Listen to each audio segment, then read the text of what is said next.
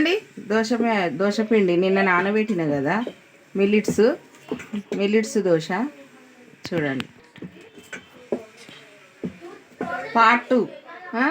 నిన్న దోశ పిండి నానబెట్టిన కదా పప్పులు, ఇది పార్ట్ 2లా. ఇప్పుడు దోశలు వేసుకుందాము.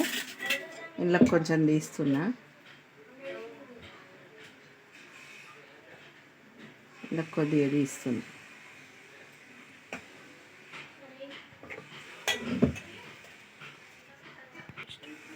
హాయ్ ఫ్రెండ్స్, చూడండి ఇది పాలకూర మిక్సీకి పట్టిన, మంచిగా కడుక్కొని కోసి కడిగి మిక్సీకి పట్టిన. ఇది ఇందులో వేసుకుందాం, దోశ బ్యాటర్లో వేసుకుంటున్నా. చూడండి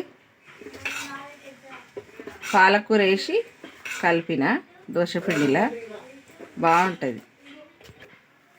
చూడండి ఇగో కలర్ ఇట్లా వచ్చింది గ్రీన్గా. ఇంట్లో నైటే నేను వేసేస్తా, సాల్ట్ సోడా 2 వేసి కలిపేస్తా. ఓకేనా? ఇప్పుడు దోశ పెంక పెట్టుకుందాము.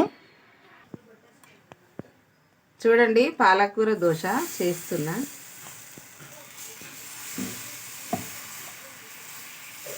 ఒక్కసారి ట్రై చేయండి, చాలా టేస్ట్ ఉంటుంది, ఆరోగ్యానికి మంచిది కదా పాలకూర. ఆకుకూరలు తినరు కదా పిల్లలు. నెయ్యి అయినా ఆయిల్ అయినా వేసుకోవచ్చు. నేనైతే నెయ్యి వేయలేదు, ఆయిల్ వేస్తున్నా. చూడండి మంచిగా లేచింది పైకి, కాలింది.